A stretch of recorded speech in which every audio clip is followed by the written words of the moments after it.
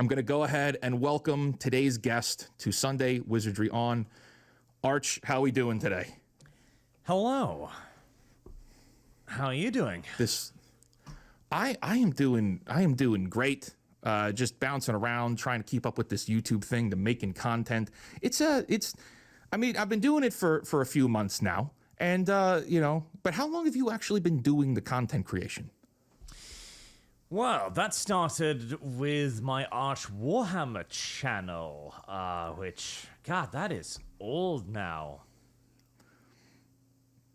Back in the day, then. Yeah, like it must be coming up on 10 years, I think, like a decade of this.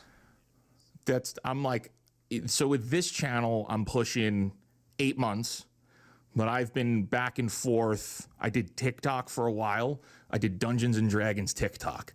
And then I was doing D&D campaigns, but that's not conventional content creation. You're just playing D&D and streaming it. So you're really not in the thick of it.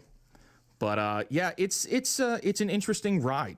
And so, but I think the idea that you have people being able to agree, disagree, talk things out, and this is a really good topic. So what I'd like to do is let you introduce yourself to the 6.5 people watching this who don't know who you are.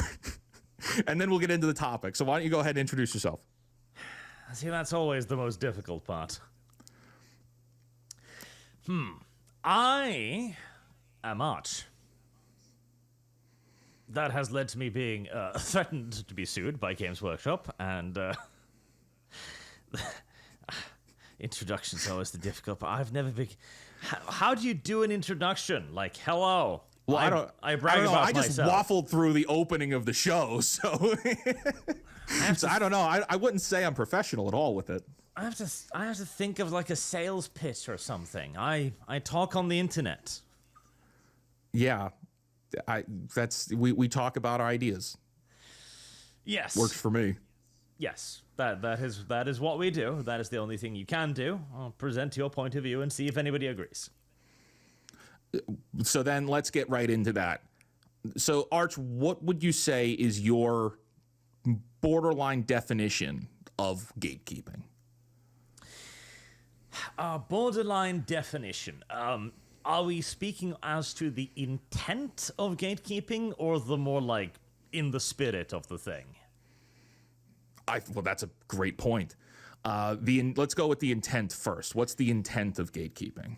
The intent of gatekeeping can be summarized as join the hobby, come inside, change the hobby, stay outside. Who are the ones that you think are doing that? The gatekeeping part or the changing part? The changing part. Oh, well, there it gets complicated again. So let's take... are you familiar with Games Workshop at all? 40K. So I'm not a Warhammer player at all. I've sworn off playing Warhammer because my bank account doesn't want to deal with that. Fair enough. But yes, I am familiar with the company. So, for Warhammer, it used to be a fairly niche hobby, of course, like most of these hobbies were back in the day. It grew to be far more popular relatively recently. I'd say about 6-7 odd years ago was when it began starting to break into the mainstream, largely in part to Total War Warhammer, the collaborative project that they had with Creative Assembly. Right. This was when it started getting noticed by political forces. See, oh god, how deep do we go here? Does the name Gramscian tell you anything? I've heard the name. Right, so Gramsci is a very fascinating guy. Antonio Gramsci, a socialist from the mid-last century of the Italian persuasion, because socialism had a bit of a... Oh, God, we are really getting into the wilds here, but if we're going to go, like, down deep... socialism had a bit of a crisis of faith, because originally the idea was that once the peasantry, the working class, realized that they were being exploited, obviously they would begin to rise up, right? They would overthrow the bourgeoisie because they were oppressing them. Obviously that was going to happen. And then the years went by, and it didn't happen. The revolution of the proletariat just wasn't happening at all. So there were a lot of people then who started wondering, why isn't it happening? Why? They're being exploited. They're being used by the evil bourgeoisie. Can't they see that? We're telling them. And the theory that Gramsci came up with was that we had normalized the system of oppression, and that became then known as generalized Western values in his worldview. If everything around us was Western values, e.g. oppression, then you would not recognize that you are being oppressed because it is just normal. It's breathing air, drinking water, etc. And so to begin to fight against that and then allow the inevitable workers' revolution to manifest, you would first need to change the very fundament of society. You would need to upend the worldview of everyone to the point where they no longer saw the oppression as the norm. He wrote several lengthy books on these in slightly coded language because he was arrested by the other socialists of the fascist variant, who didn't like his ideas very much at all. And this has become the core of a lot of the political agitation we see from the left today, an attempt to upend the current political ideology and everything that is normal. They want to try and change as much as possible. This is not really a conscious thing for the large part. It has been baked very deeply into the ideology of progressivism, which is Antonio Gramsci's greatest achievement, baking all of these very radical notions into very simple concepts like, well, we just want justice, social justice. I'm like, okay, well, everybody likes justice, right? Of course. Right. But it also is defined in such a way that there can never be an end to social justice. There's always an inequality. Therefore, we must continue to upend society more and more and more and more and more until we reach the Gramscian ideal of inverting everything. Right. That's something I say often. It's like, where do you draw the line on certain things? That's one of them. Yes, because drawing the line is where you differentiate an idea from an ideology. Because we can all agree it's like racism bad. Yeah, no, you shouldn't be racist. But then it becomes, okay, but what do we do about racism? And you have like the Ibrahim Khans of the world saying, well, the solution to racism is more racism, but this time against white people. Okay, I don't know if I agree now. And so it continues. Kind of go in a different way. Yeah. And I lay this out because it highlights the subversive nature of the current year progressive ideology. They wish to change pretty much everything. Change in and of itself is a goal in their minds. So they do this by getting into things that are popular. This was another one of Gramsci's ideas, that you need to seize the popular culture. Whether that be video games, movies, television series, etc. And you need to make everything political. That's how you seize them, by going, okay, well, this thing is political because A, B, C, and D. And therefore, now that you have defined it as political, it is okay to start talking about politics in the context of that thing. So, Buffy the Vampire Slayer, a dumb show about a teenage girl slaying vampires, is political because the vampires represent the abusive upper classes sucking the proletariat dry. Therefore, Buffy is the hero of the people, protecting common class. Okay. And it's coming back. Yes. And it's like, okay, absurd, but that's all you need. So long as you have managed to insert a political element, it is now political, and you can talk about it in political terms.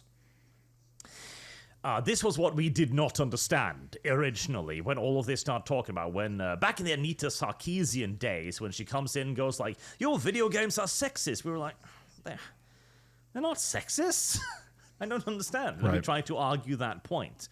Whereas what was actually happening was what she was saying, I am making this political. And we then answered by going, okay, let's talk about the politics. Once this then happens, once this process has begun, you then see what happened with Warhammer begin very slowly. Like, it took 6-7 years. Where to begin with, Warhammer was for everyone with a fat enough wallet to afford their ridiculous prices for plastic and paint. And beyond that, Warhammer had no standards for who could play it whatsoever. Then, 5 years ago, the rather infamous Warhammer is for everyone thing released. I'll put it in the private chat in case you're not familiar with it. Where it basically, they made a scree saying that our fantasy setting is grim and dark, but that is not a reflection of who we are or how we feel the real world should be. We will never accept nor condone any form of prejudice, hatred, or abuse in our company or in the Warhammer hobby. We will continue to diversify the cast of characters we portray through miniatures, art, and storytelling so everyone can find representation and heroes they can relate to. So diversity and representation are by now actual left-wing terms. We know what these means. They do not mean what they do mean in the English language. And this is an official document from Games Workshop? Yes, they were the ones who released it. And then they wrap it up by saying, and if you feel the same way, whoever you are, we're glad you're part of the Warhammer community. If not, you will not be missed. So suddenly, there is now a sign on the door saying, if you agree, welcome in. If you don't, stay out. This is interesting. See, even I come from Wizards of the Coast, Dungeons and Dragons. So anything that has to do with Warhammer is pretty new to me, unless it's Total War Warhammer. Yes. I've tried, basically, that's why I'm trying to summarize this in generalistic terms. Right. But this is important this is very important because I want to understand, and I want everybody watching this to understand what your point of view is as far as where the gatekeeping comes from. Like, why is this a big, massive movement? Because, I'll eventually talk about like my video's intent later on is slightly different, but coming from a similar playing field. Yes, because this then is the beginning of actual gatekeeping. This is the left wing moving into an area and going, okay, this is political. We wish to change it because that, again, is the point of our movement and the Gramscian principle. And we want to move out those who oppose us because now we're talking politics. Now it's not a hobby anymore. Now it's not a shared experience. Now it's me versus you and everybody else. And so the sign appears on the door for the first time ever. If you agree, come in. If you don't, stay out. And the only way to resist this is basically to pick up their own tools and go like, okay, no, I don't agree. If you are declaring war, as they are here, then I'm going to declare war back. No, my standard will be join the hobby, change the hobby, leave. So I'm going to continue gatekeeping now as well. This is why whenever I've talked to a progressive about this, they've agreed about gatekeeping, but we've differed on the targets. So where typically are their targets? Well, I had a debate on this a few months ago, or maybe it was a year ago now. I remember for goldfish. Where a guy contacted me on Twitter and said, I'm going to argue against you on gatekeeping. Debate me, bro. I'm like, okay, cool, let's do it. And we started the conversation. I'm like, okay, what is your argument against gatekeeping? Why don't you like gatekeeping? And he's like, well, I believe we need to gatekeep the fascists. All right. Well, there we are. We agree that gatekeeping is good. You want to gatekeep the fascists. I wish to extend the definition of fascist to socialist in general. And that is where the disagreement really lies. Right. So then it comes down to political ideology. Yes, because that's what introduced it. The gatekeeping wasn't begun by the nerds and geeks in the hobby originally. Because I remember when I first got into these geekdom things, you were overjoyed when you met somebody else who was into this. Like, holy shit, you like this too? Fantastic, let's talk about it. And you wanted to tell other people about it. You were interested. Like, yeah, no, definitely come and play. This is amazing. And then we brought in the wrong people who then didn't do that and instead went, well, I don't like you in this hobby. You're going to need to get out. So if the company themselves are saying that they're going to radically change things, what's the best line of defense to combat that? As far, just from your perspective. The only way to combat it is cultural change. Because at the end of the day, as individuals, we have infinitesimally little power compared to a corporation. Right. Even if you create like a boycotting movement, for example, it requires a massive Cancel amount of... Disney Plus. Yeah, definitely do. And boycott Warhammer Plus as well, incidentally. But it requires a lot of coordination, right? You need to mobilize. In the case of Disney, like tens of thousands. Like I think they had like 7 million subscribers. The 700,000 just dropped off. Yes, but they've got but here's what just a tangent on that. They're pooling Hulu and ESPN to make it look like Disney Plus is way more successful than it actually is. So I could say they had a 700,000 drop off, and I've seen in the comments, it's like, yeah, but they reported they still have 150 million users. It's like, yeah, because they're pooling all the numbers for the streaming business. 150 but million. We don't. But still, that's a lot of people. It's an enormous number, right? So, right. If you were going to try and boycott them, you'd need to organize millions of fucking people. It's just right. It ain't happening. But when you try to change the culture, you are trying to make the tactics of the progressive unpopular. And since by definition, again, the Gramscian version, the progressive must change everything, you can actually have a very specific thing that you can point to and go, that's what I'm against. Like the Acolyte, for example. And now you have a specific example, you have a specific argument, and you've got a bad product you can hold up for people and go, this thing bad. I can explain to you why this thing bad. We need to change this thing. And then that will slowly, over the course of the last 10, 15 years, begin to seep into the public mainstream once enough of us do it. This way, we don't have to organize everything.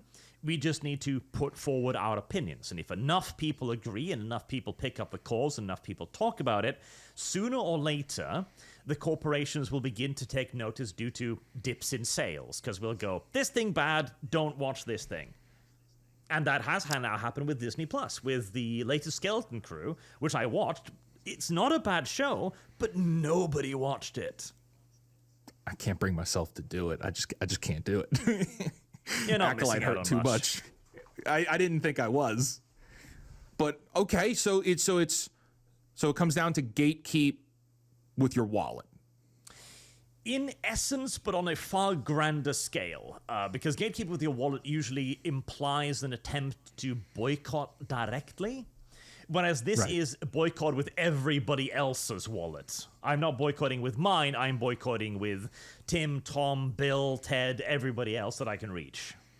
So calling people with your reach, telling everybody to also boycott as well. Yes, by pointing out the cultural problems surrounding it. So, again, I don't like the term voting with your wallet because it feels too atomized, if you get my drift.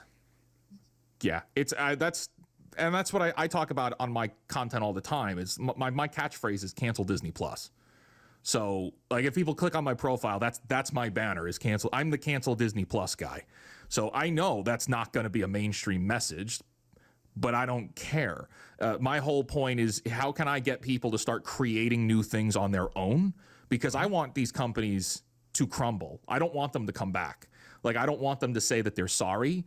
Oh, we're sorry. It's like that South Park meme. We're sorry. But they're not actually sorry. They don't give a shit. That's really what part of my message was, seeing that video with you have somebody who's a self-professed activist waking up to the fact that the companies don't care about them.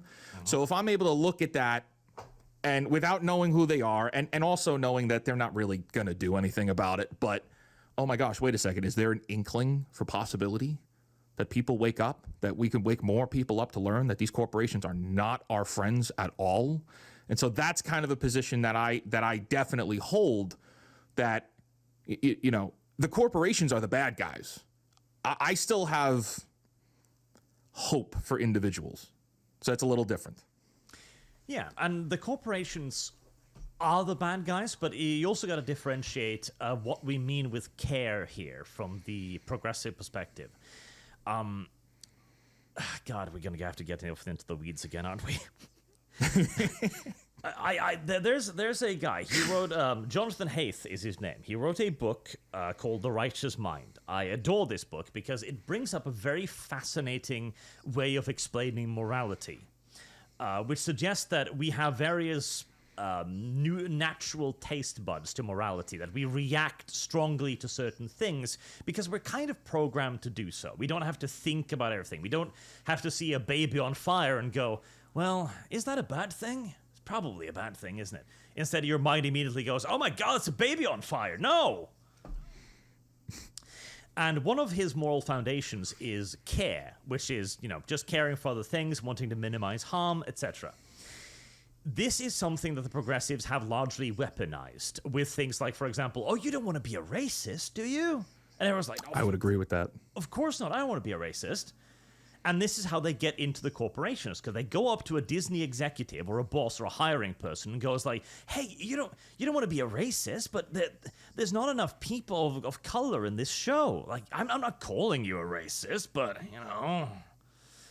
And that immediately creates a very defensive response in the person being accused. Like, no, of course not. Okay, we'll race swap Peter Parker's best friend. Are you happy? No, not really. Can't say I am. I don't sleep better knowing that they've race swapped or gender swapped almost 100 characters now. I think we're pushing 100 legacy characters at this point. I remember there was like a meme picture of the ginger genocide with just dozens and dozens of red-headed characters who had been race swapped over the years. Yes, that's very common, and it's like, oh well, if you observe this, then you're part of the problem. It's like, no, wait a second, that's a lot of characters that you've changed. Has it made things better? Does that improve things? So, but I totally get that. To get back on this aspect, because I think. I had said at the beginning, if we're not going to agree 80, if we could agree 85%, so far I'm thinking it's like 95% because I really don't have any rebuttals here that push against what you're saying. I agree very much. I think my biggest concern, and I'd like to break it down into 3 channels, and tell me if I'm crazy. 3 channels of people in the gaming space that have to do with this discussion. You've got individuals entering into a comic shop, per se, to play Dungeons and Dragons, Warhammer, what have you. Then you have people working to develop the games, which we saw with Dragon Age Veilguard, how that did not work out very well. But then you have the people above those people who are the corporate managers, who are telling them that this is what they want, who are kind of enforcing everything that you just described with focusing on that ideological perspective. Which is the target? And who should be gatekept? Well, the executive groups, which is the guys at the top, most of the time these people are influenced by others because they are in essence the personification of the corporation. The billionaire from LA who owns like 5% of Disney doesn't give a shit about any of this. He's watching his returns on his investment, right? And this managerial class then, of course, takes a lot of advice from various people underneath them, marketing executives, HR people, etc. And for quite a few years, they were looking at like Twitter, Facebook, often very curated forms of social media, and their own education, which tended to be very, very liberal, and go, right, well, social justice is in. That's what the kids want. The kids are woke, so we gotta make woke entertainment to appeal to the kids. That was their business rationale that they pushed to their bosses. And for years, the bosses have been told, well, just let the creatives do what they want to do. And so they're like, okay, fine, do what you need to do. And so they started doing that. And of course, in any such business decision, it takes a very long time to truly know if you're onto something, right? Right. So they started this with Disney very slowly, with like the very earliest incarnation would be Finn from the new Star Wars movies, right? Right. Now, Finn could and should have been an amazingly interesting character. A turncoat stormtrooper. They botched it. Oh, they botched it so hard. And they didn't even botch it. They didn't even understand the task. Yeah. It's like, okay, Finn, a turncoat stormtrooper. Okay, how did you become a stormtrooper? How do you feel about fighting against your fellow stormtroopers? Are you mentally distraught by this? Like, you know, you're killing your comrades here. That's got to be hard on you. Instead, we see him at the back of a spaceship firing at them with a heavy blaster, going, ha ha ha, boom, boom, boom, boom, yeah, boom, laughing. boom. So, oh. And something else that we missed out on, part of the original lore for Finn is that he was kidnapped as a child. So you had this whole child indoctrination storyline that they also tossed away. I mean, you had unlimited potential.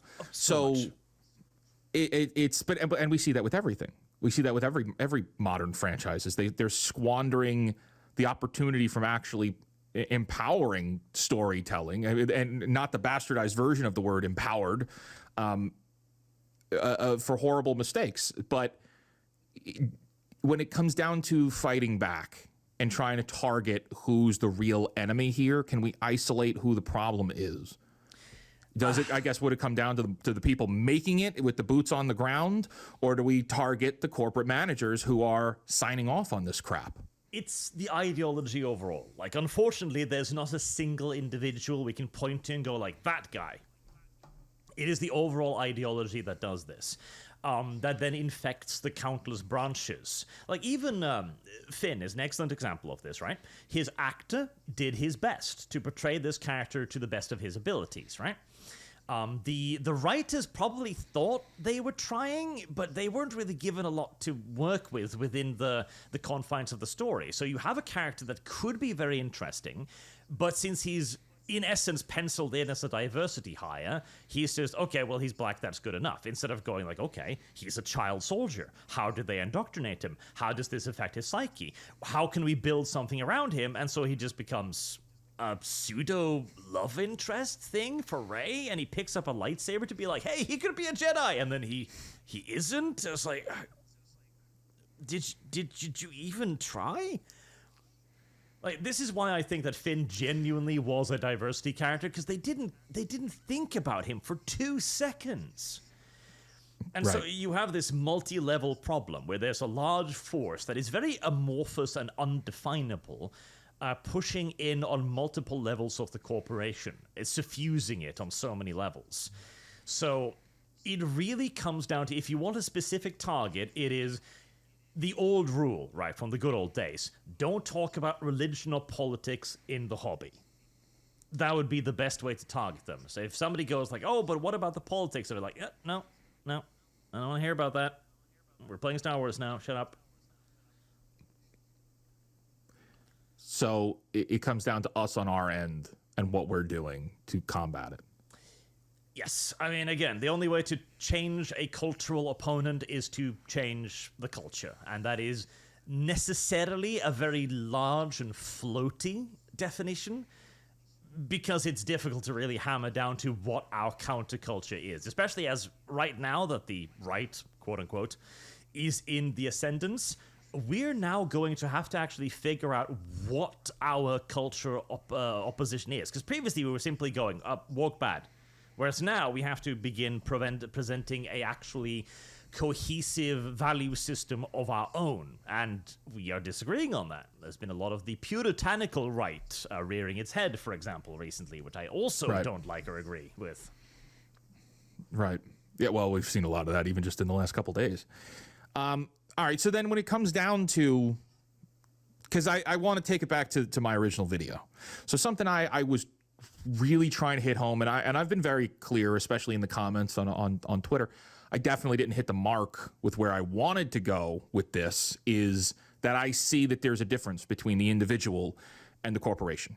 Now, whereas you're talking about the ideology, I don't necessarily disagree with that, but I want these corporations to crumble. I want them to crumble. I want them to fall apart, burn to the ground in Minecraft is what I want to see. And if I can isolate that, if I was to look at this like it's a big war game, the way that I target that is I tell people cancel Disney Plus. Disney is one of the biggest generals in this effort to bastardize storytelling. That's what I'm trying to rescue, is storytelling. And I've noticed that Well, Disney Plus is where they're the most over leveraged. That's where they've put the most money into. It's also where they keep making the biggest mistakes. If you stop watching ABC, nothing happens. If you don't shop on the Disney store, nothing happens. If you stop going to Disney parks, nothing happens because somebody else is going to be going to those things. Though that's not where they are the weakest. They are genuinely at their weakest point on Disney Plus. So if you can get your friends to cancel that subscription and perhaps have more integrity than to have to watch, like Daredevil was great. I'm not paying to watch Daredevil season 4. Like I can't bring myself to do it because this is bigger than that. If you cancel that, if there's enough of a movement, and you know this goes back to that speak with your wallet thing. Well, maybe that's not the greatest term here, but they're for the first time in my, especially doing content of paying attention. Disney Plus is the most vulnerable that one of these massive corporations is right now. If that streaming service goes down, the world changes.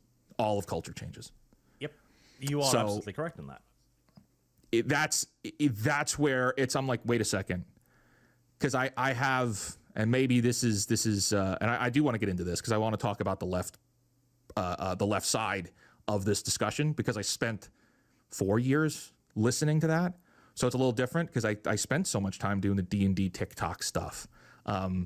Made a lot of friends there, had a lot of discussions with people I wouldn't agree with at all with their moralities, but to still have friends with those people is a little different. I care more about the individual than the organization, but we'll get into that.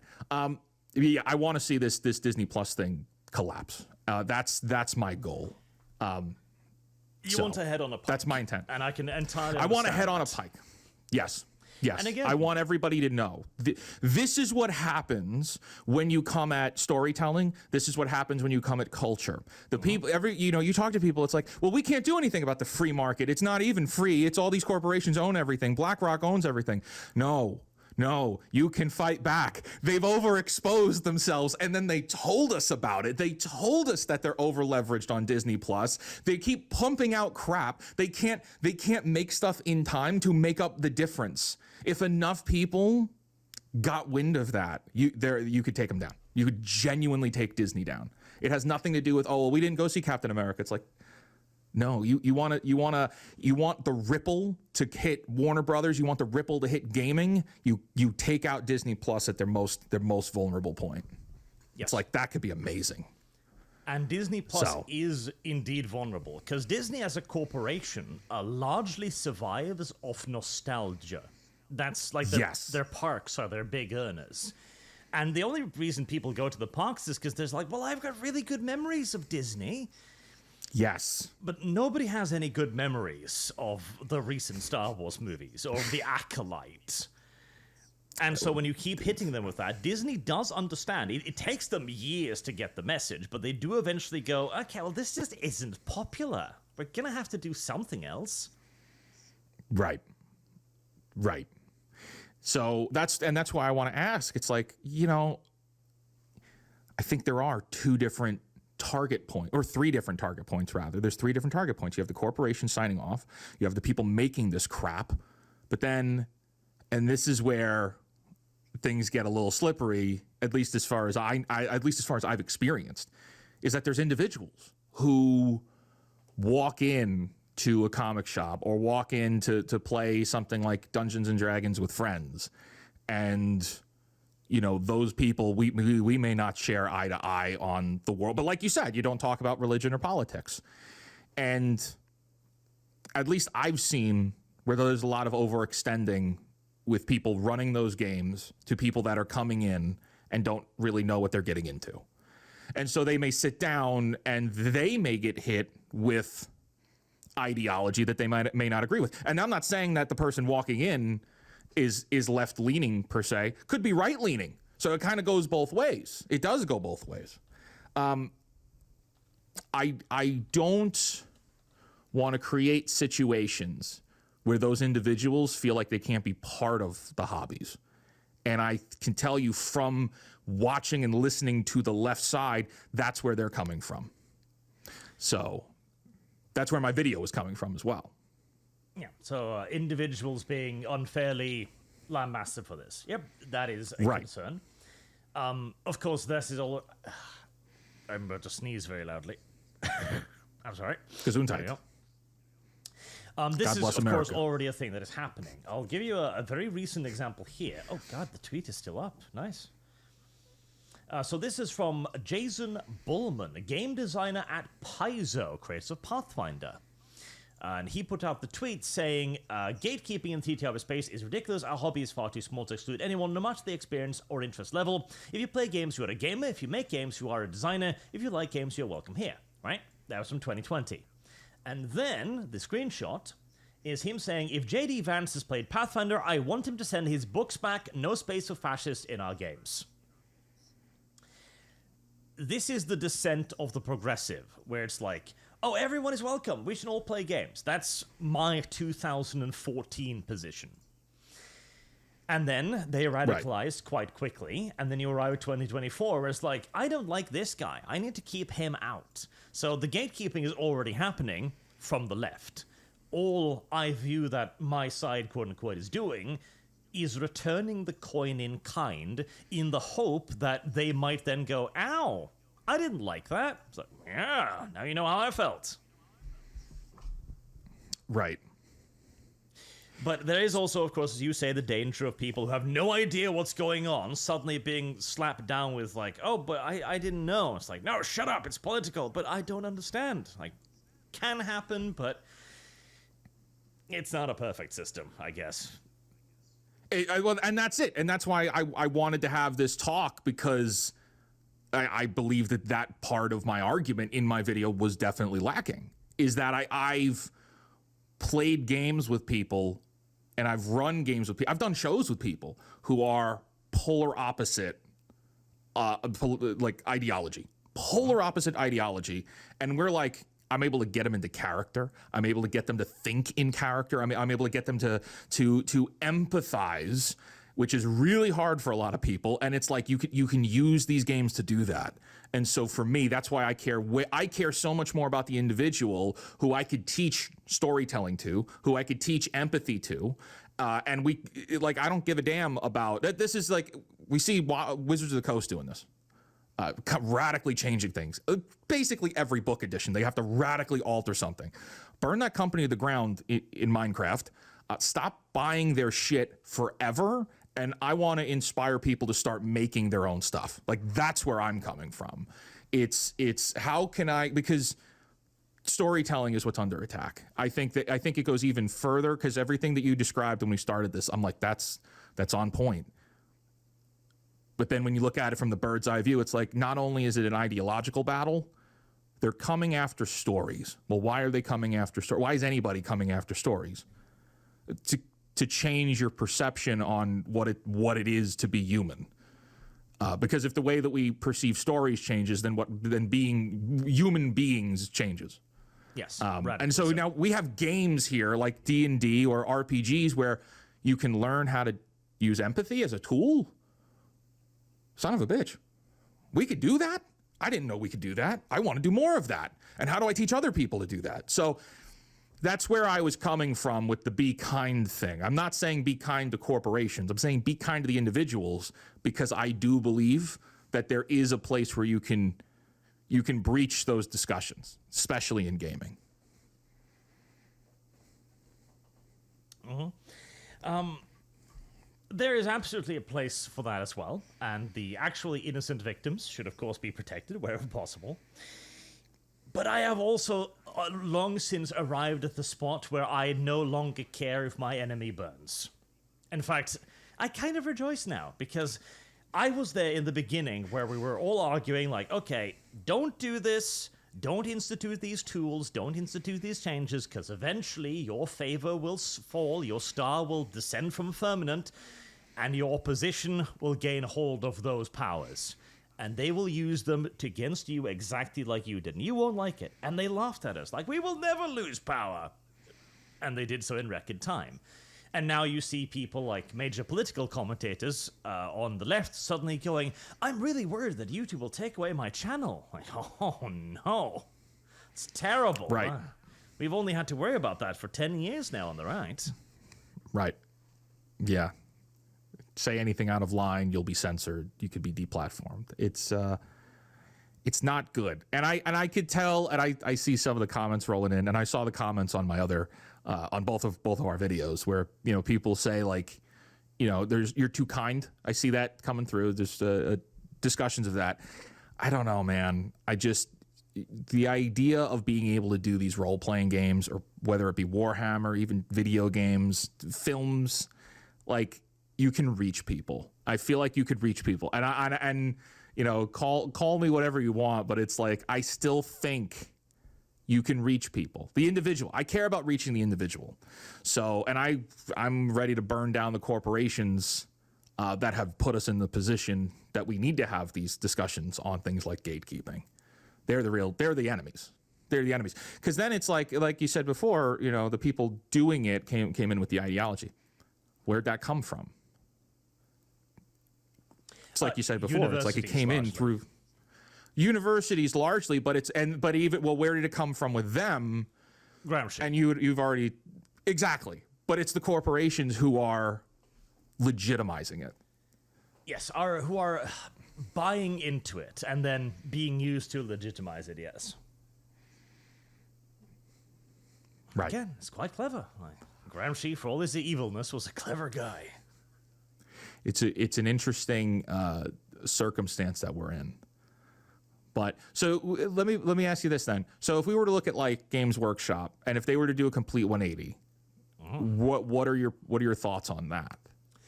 I'm largely open to these corporations. Now, I wouldn't mind if GW burnt to the ground, because then my own tabletop game, which I'm working on, will do a lot better. So, if they want to shoot themselves in the foot, I'm sure as shit not going to stand in front of them. But I'm also not at the point where I'm like, okay, if you suddenly start making good stuff, I'm just going to attack you for it. Like, if they've got a TV series upcoming in, like, the next 5 years with Henry Cavill, and I adore Cavill. If he manages to make something good, I will say it's good. If it's garbage, I will beat that drum even harder. It's going to be really bad for him if it's garbage. It depends on how much creative control he gets, I think. I would agree to that. His career has already taken too many hits. Yeah, he made himself deeply unpopular in Hollywood, so they just don't give him work. Yeah, and we all suffer for it. There was even a reel of him as James Bond that leaked out the other day, and he looked great in that stuff. Everybody's still saying, "Oh yeah, Henry Cavill's going to be Bond." I'm like, I don't know if they're no gonna. Chance. I don't think so. They hate him. There's not a fucking chance in hell he becomes Bond. He's far too polarizing with his opinion, because he's too much of a fan. Yeah, like, I guarantee you they wouldn't make him Bond because the producers would be like, I don't want to work with him. Why? Well, he's annoying. He picks on details. Like, but James Bond doesn't drive that kind of car. What is wrong with you? Right. Yeah, or he wouldn't do that. And I feel like we need more of that, though. And I wish we could get more of that, where people coming into these roles or coming into these positions, whether it's like celebrities in Hollywood, or people taking on the job of making something like a Dragon Age Veilguard. I wish we had more people coming in who were coming in with the intent of being honest by the property.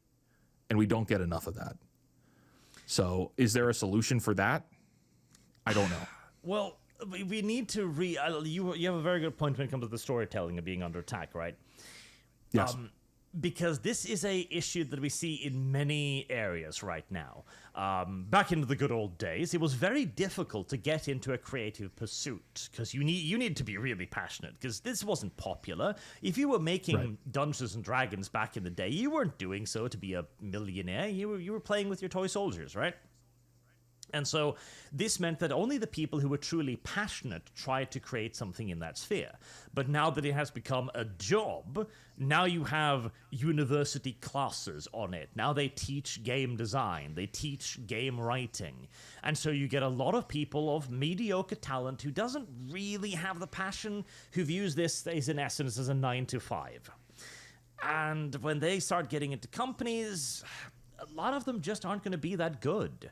And when a lot of them also comes in with very fixed ideas of what is moral and immoral, good and wrong, and that usually is rather political, on top of having a very limited set of writing tools. Well, you get very formulaic stories that are poorly written and come across as pushing primarily an ideology because they didn't quite think it through and they didn't have the passion to write it properly. Skill, passion, teaching, like all of these come together to create a little bit of a perfect storm. And simply just the amount of entertainment as well. Like, let's say that the amount of skilled people hasn't dropped, right? Because it might not have.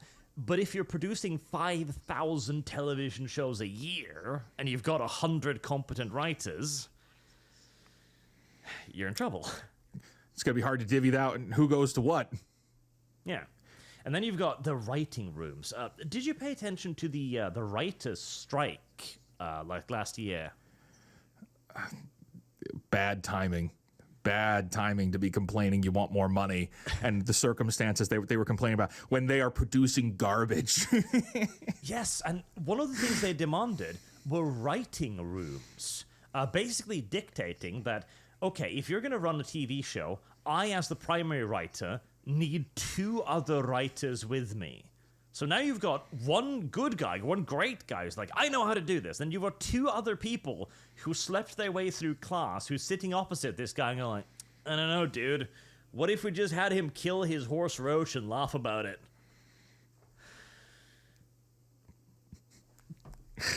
How about no? But, I see that some people in the chat were saying gatekeeping is the solution. And I think what I'm asking is how? How do we do that other than stopping the spend of any money with a company that does it? Like, is there something that I don't know? Well, the stopping of the spending of the money is the end goal. It's just that the way you do it is more cultural rather than directly economical, because the culture is wider and, in a weird way, easier to affect. Right. So if I could break it down into a science, gatekeeping should come down to call out problems, but then also stop funding these companies. Is that crazy? Yes, call out the problems to affect the end of the company's funding, I guess, would be it. Okay. Because it is possible. Like, a lot of people mentioned the impossibility of it, as you said, right? But they're backed up by BlackRock, who manage trillions of dollars. Absolutely. It's a very big task, and it will take years and years and years and years. But as we are seeing right now, it is possible. Yes. It's possible to be hitting all of the companies like we have been. So you look at the video games, the movies, people aren't going to the movies, people aren't buying the games. That's great. I guess my question is, and this isn't really anything that any of us will have the answer to, is it working and will it actually make the changes that we're looking for? Well, we don't know yet. We do know that something is working, right? Because we see the companies reporting loss of subscribers, reporting loss of revenue. We see the ratings of shows drop. The recent Skeleton Crew was an excellent example of this, I think, because Star Wars, that's just a title that sells. It's Star Wars, goddammit. And yet recently, Star Wars Outlaws flopped. Star Wars Skeleton Crews flopped. Disney has managed to take one of the most famous IPs in the world and ruin it. So we're clearly doing something right. Now, whether or not they'll get the correct message from that and start making entertainment that we like, well, we'll know that in another 5 years.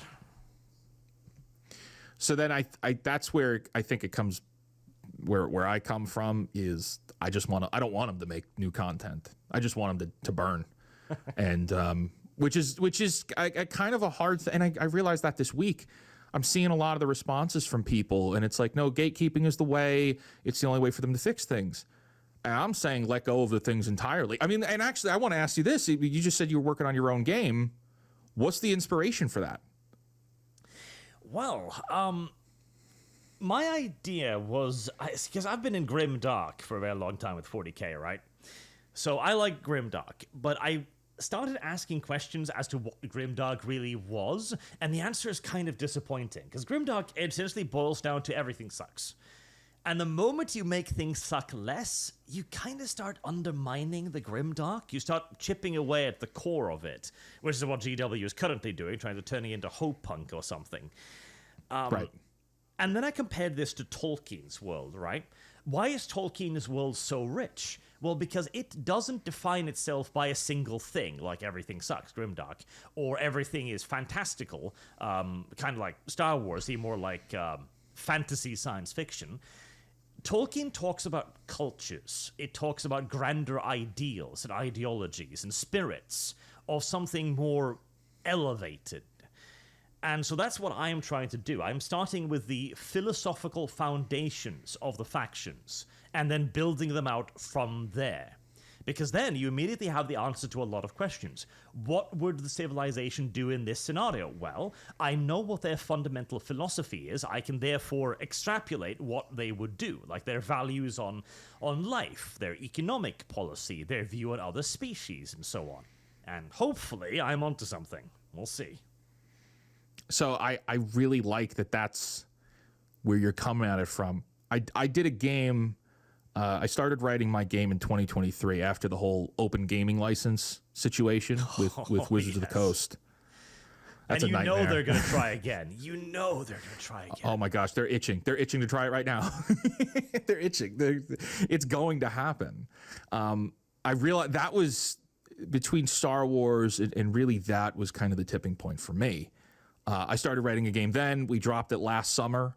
So it's been pretty good. And I think what my intent was, I spent so much time in the left side of the D&D TikTok world that I learned something from these people.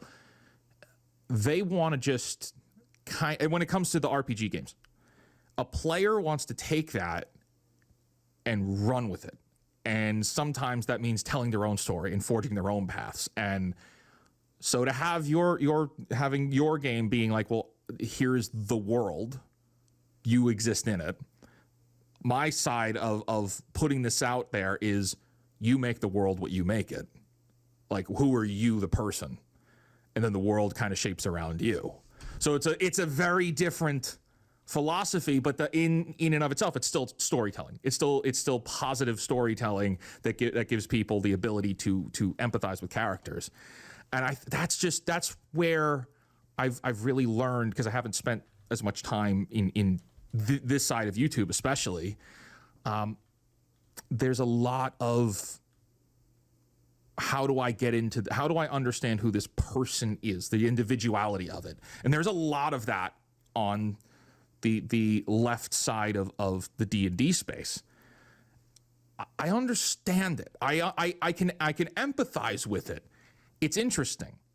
I don't agree with a lot of the things that they try to push and they try to change. That's, as we've been talking about, they very much take it too far. But the idea of getting to understand who people are is always interesting to me. So I'm glad because that's what we need to do. We need people who can make more games. That's what I think should happen. Let these companies collapse. We need to be able to make more stuff. That's the only way they're going to have to get better, is if there's more people learning how to be creative. There's more people learning how to tell stories. Like, that's it. I think the corporations are the bad guys, and we just got to fight back. Well, then we'll get new corporations, though, eventually. And the cycle repeats itself. And see, one of the annoying things, though, is that there used to be far more levity amongst the corporations.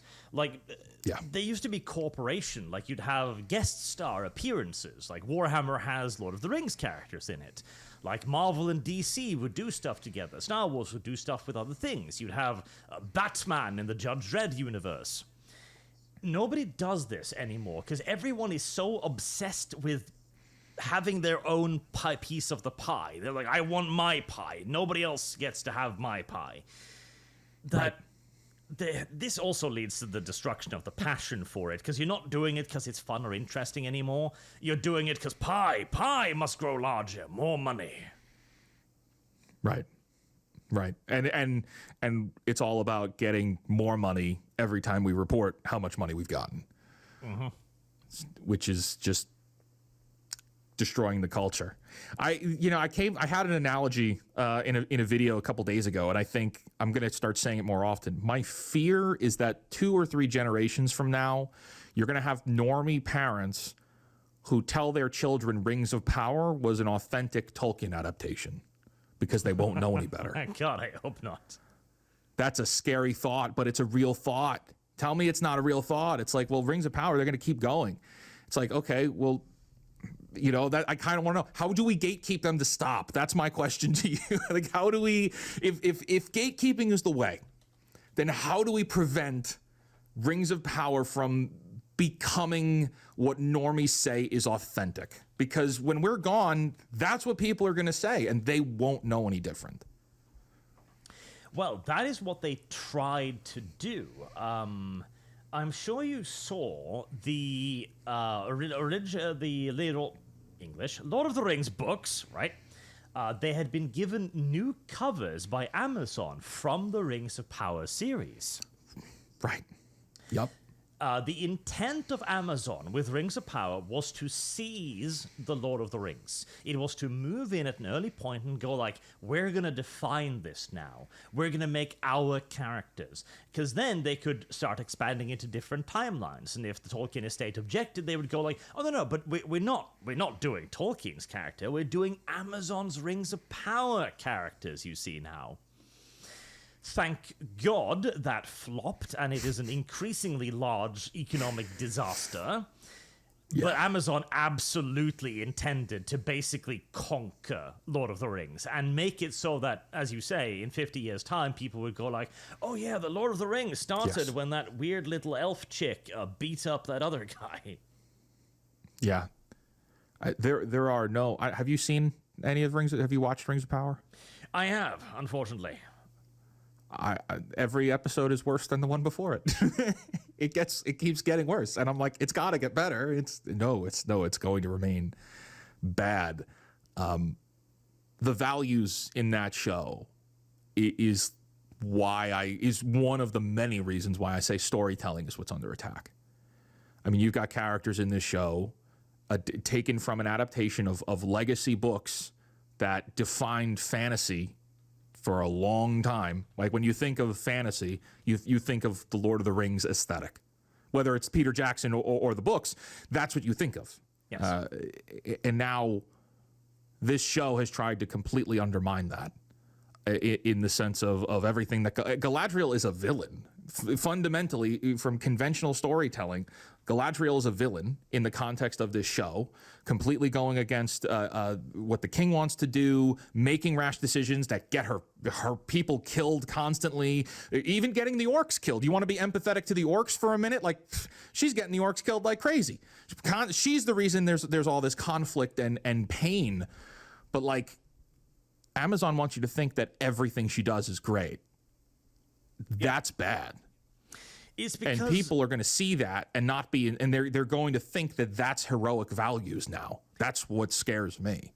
I think innately humans understand that that's not the case. I think that's explains some of the unpopularity of it, because they don't know how to write female characters anymore. And this is endemic in entertainment, from Galadriel to Harley Quinn, all throughout. Harley Quinn has a TV show that I'm currently writing a script for, and they've done something very interesting with her, because Harley Quinn became a very popular character, 4th most popular DC character, massive. But they've been struggling, how do we separate Harley Quinn from the Joker? Because we can't have her simply be a victim of a man in the current year. We gotta have her be independent.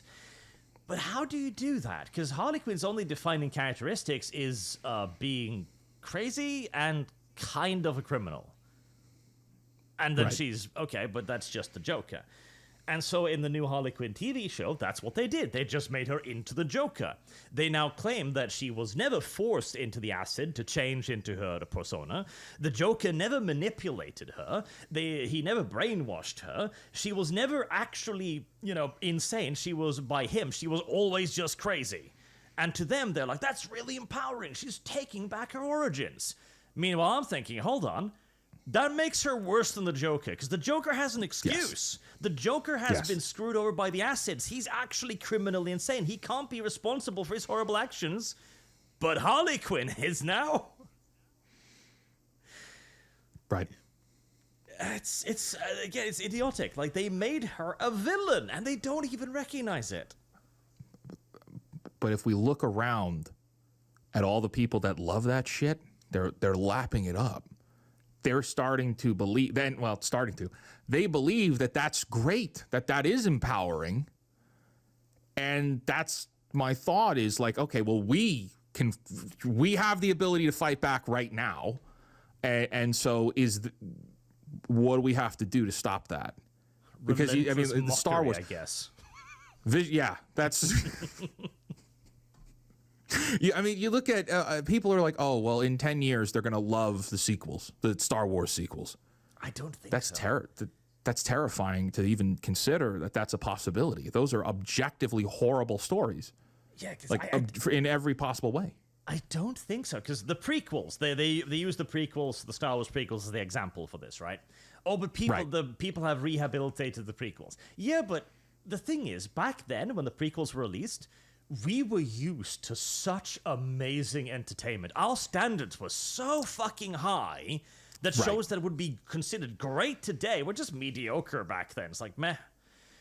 And the prequels aren't bad. They're Star Wars movies, if nothing else. And George Lucas flubbed the storytelling. Like, he should have focused more on the politics of Palpatine, which is incredibly interesting, and less on that weird romance.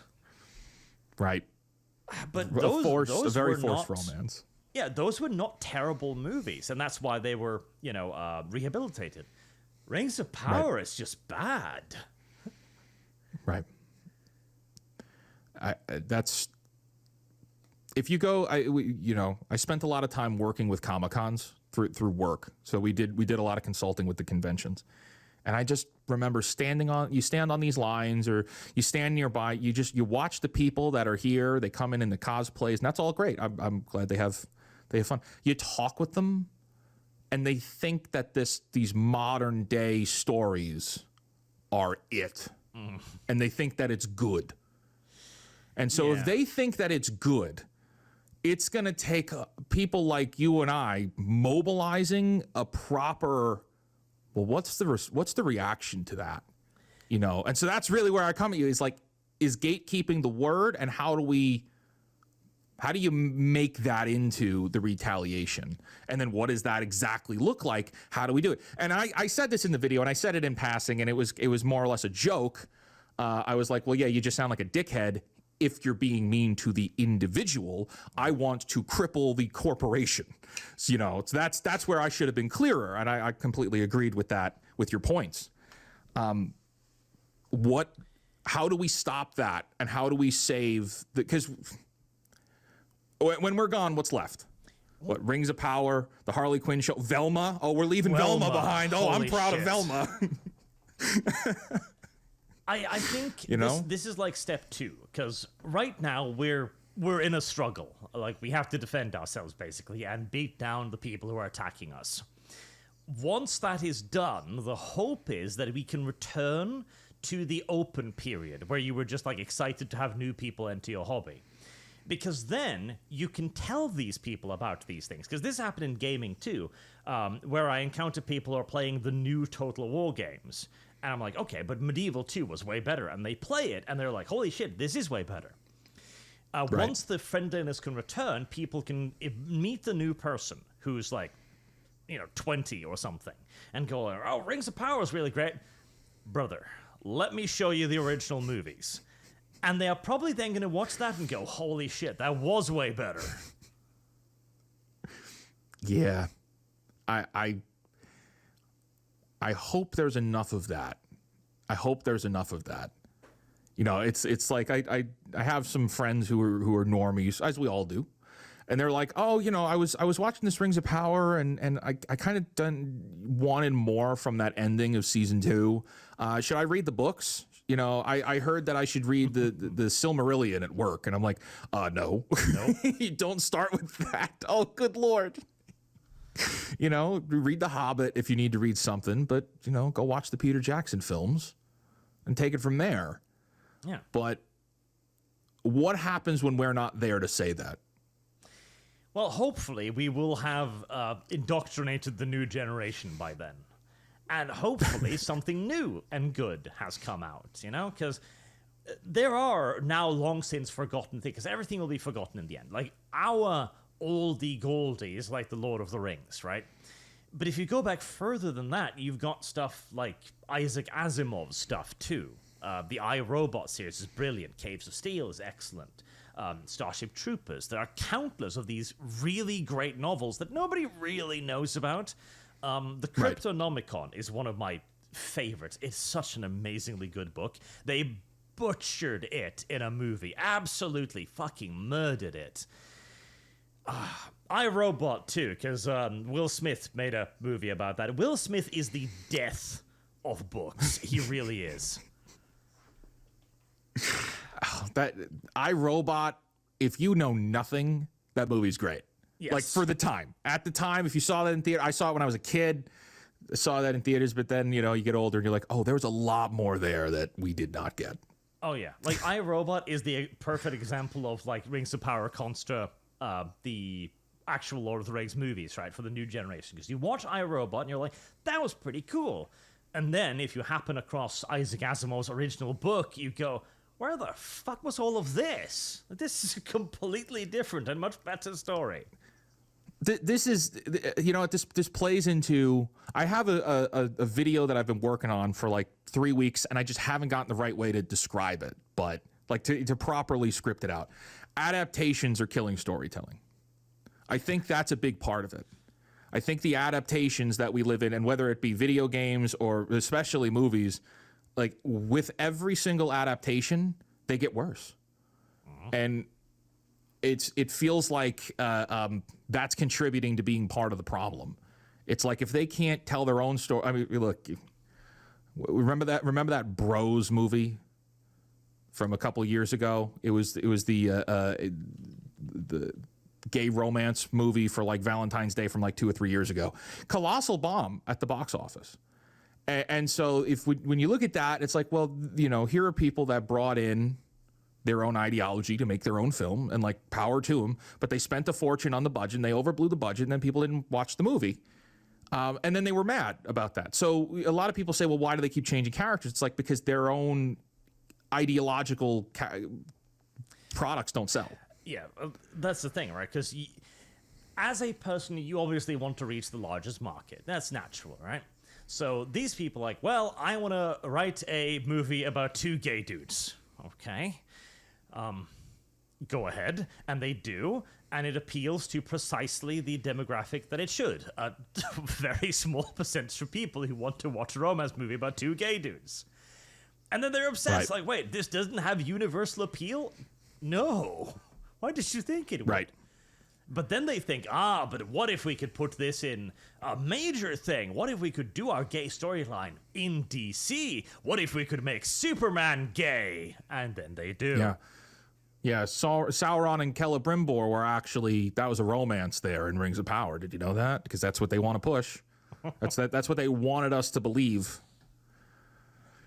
I didn't see it. Or maybe I was avoiding seeing it. I hope so.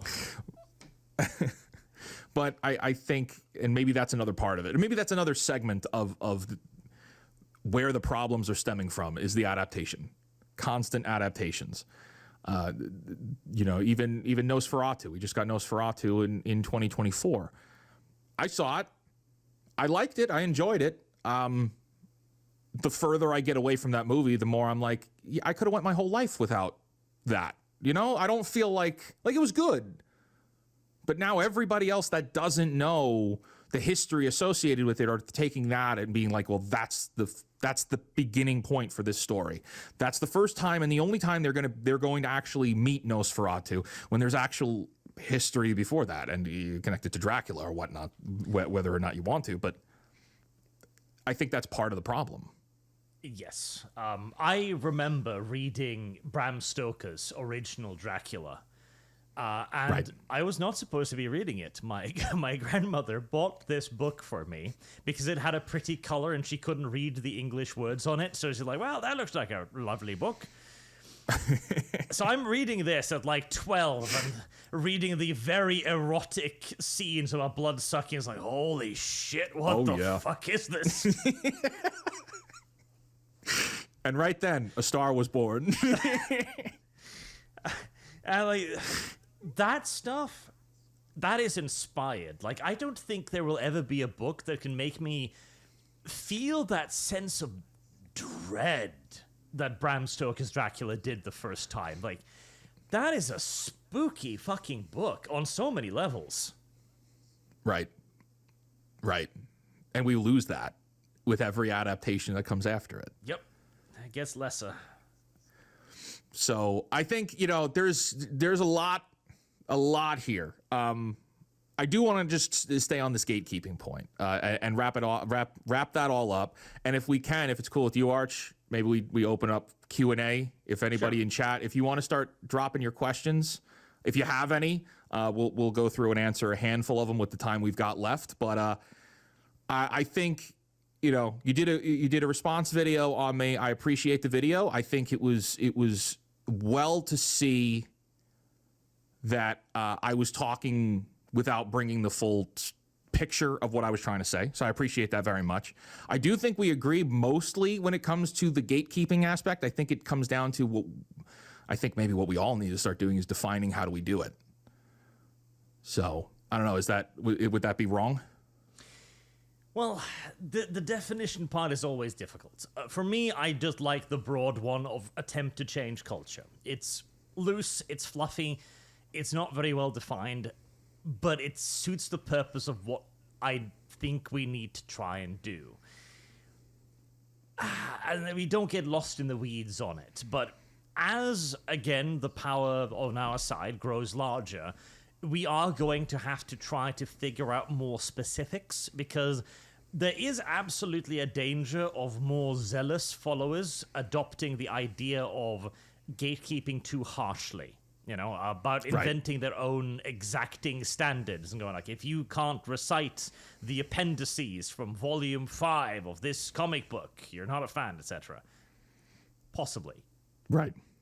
And I think that's where we need to be able to, I don't know, check ourselves. We got to be able to check ourselves if it does get too far, because that's the last thing I think we really want. My motivation for even doing this channel was because I saw the Acolyte and I was fed up.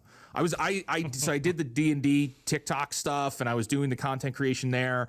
I did a show on LawTube with my lawyer friends, the guys who covered the Johnny Depp trial. We did a really fun Lawyers and Dragons, 2 seasons of that. But then after that, I was kind of done.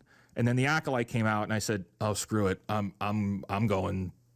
I'm ready to salt the damn earth now." Now that's it. If people know me as the cancel Disney Plus guy, I'm happy. And it's like, I want people to learn how to be creative. I want people to learn how to tell stories on their own, because we can't rely on the corporations that used to steward this to do it for us. And I could look at that from any political standard at all. It's bad. Like it's just bad. Whether it has left or right leaning ideology in it, it's like, this is terrible storytelling where the values in it are antithetical to what makes human beings good. It's antithetical to goodness. I feel like too many people know that there's a problem, but they don't know how to put their finger on what the problem is. And if we can isolate a target, whether it be canceling Disney Plus or stop buying from Games Workshop or stop buying from Hasbro, depending on what your target is, I think that might be the best way to maybe mobilize people in a positive direction. But I think that's where I'm coming from with this. Uh-huh. So, with that, you want to look at some questions? Sure, absolutely. Let's do that. Let's see. What are you guys saying here? There was one here. Let me bounce back up. All right. Oh, that's because I'm all the way at the top.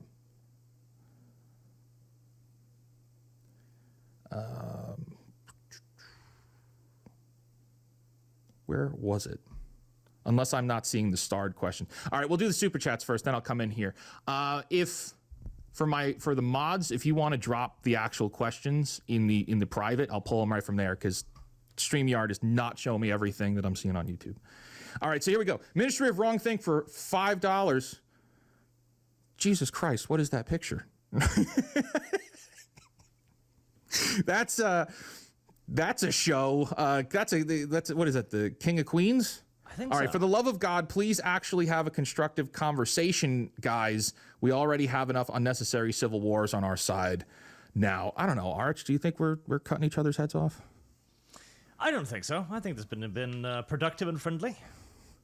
I don't know. I don't know, guys. You let me know if Arch makes a video cutting my head off after this, then that'll be it. But I know I'm not. I'm hoping that this is probably gonna be the last time I talk about gatekeeping for a long time. Mr. Wicker for a 5 Canadian. 2 of my favorite creators, awesome. Also, I need that wizard hat. Wait for Halloween. Get it in Spirit Halloween, just like me. From Aaron here, Cappy, good to see you, my man. I really loved your video that you did on me. I hope you're hanging around to see this. Glad you stuck around. I did, and Arch ain't rolling his R's enough. I don't know. Arch, Cappy's coming for you. I should try harder. We need to be. That's what we need to do. We got to try hard. All right. Here's a good one. I don't know if I could pull it up here, but here. This is from L. Bob Ross. How you call out the ones that want to break the gates? That's the question I was looking for, and I couldn't find it. Thank you, mods. Arch, how do we call out the ones who want to break the gates? What's the best way to do it? Well, honestly, largely right now, ignoring them, because we've already gained the cultural momentum. We are now talking to people rather than them. Because you can't really talk to them. You can go, like, oh, hey, you shouldn't do this. And they're like, watch me, because we tried the whole debate thing. So now we are just talking directly to the audience. And if they go like, oh, hey, we got to bring in politics into our setting, and everybody else turns on them and goes, no, then we have successfully kept them out. It's embracing the idea that the politics is always the 2% arguing over the 98. If we can shut them out from the 98, we'll have largely won. And debates, as much as I love the idea of debates, they just don't seem functional for this. Like, when 2 people who are both set in their positions talk, they rarely change much, if it's anything at all. It's like we were talking about this before we went live. It's the idea of debates in this current setting. It seems like it's just, how can I collect a scalp?